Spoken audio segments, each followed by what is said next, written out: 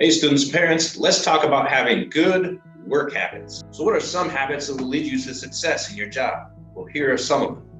Being on time to your work, dressing appropriately for the workplace, getting along with others, having a good attitude, and listening and carefully following instructions. Taking your job seriously, being dependable and trustworthy, keeping busy on the job, taking criticism well, and maintaining a professional image. So being on time for your job is critical. Your responsibilities and duties on that job are essential. And if you're not there on time, the workplace will suffer.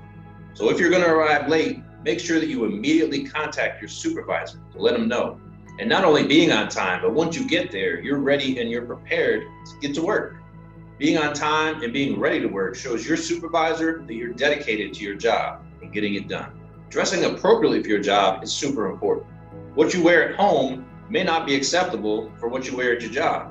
You don't want to show up to your job in pajamas. You should always dress to the expectations of your customers and your supervisor. An inappropriate work attire suggests that you don't care about your job. And what's appropriate and inappropriate? Well, a construction worker is going to have a different work attire than a doctor. Somebody that works at a restaurant is going to have a different work attire than somebody that works at a gym. Some jobs, it's okay to dress casual.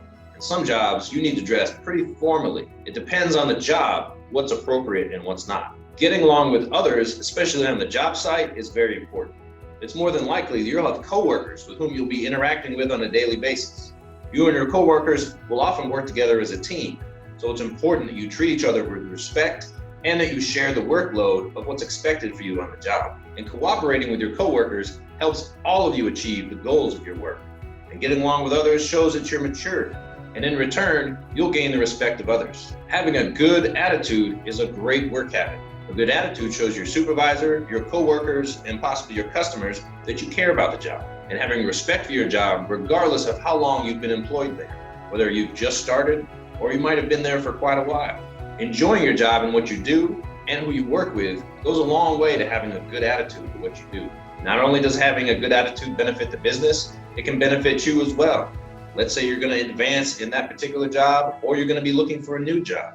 You're going to need references. If you have a good attitude and you show yourself to be a good worker, that job is going to give you a good reference to when you move on or move up. While you're on the job, listening carefully and following directions is very important. And listening is an acquired skill. It takes work.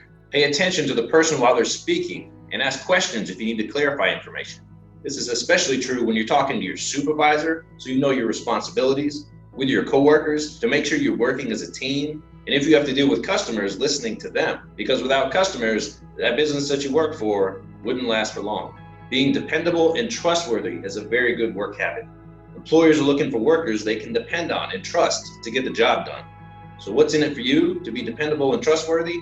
Well, you may receive a promotion or role or greater responsibility, and you may get an increase in pay if your supervisor knows that you're dependable and trustworthy. Try to do your best in everything you do.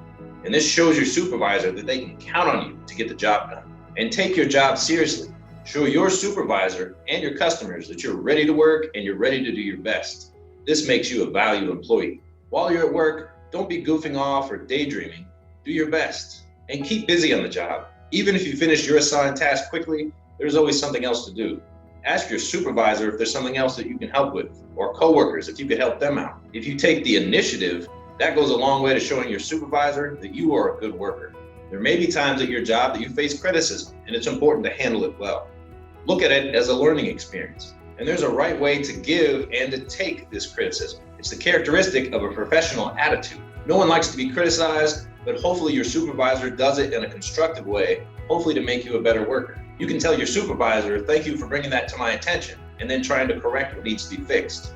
But move on, don't take it personal, and maintain a professional image. Have respect for both your work, company, customers, coworkers, and ultimately yourself. Avoid these unprofessional behaviors, like chewing gum or talking loudly, fidgeting or goofing off at work. Take your job seriously, get it done. So we talked about multiple good work habits, and there are many benefits when you do these. Here are some of the rewards for those good work habits.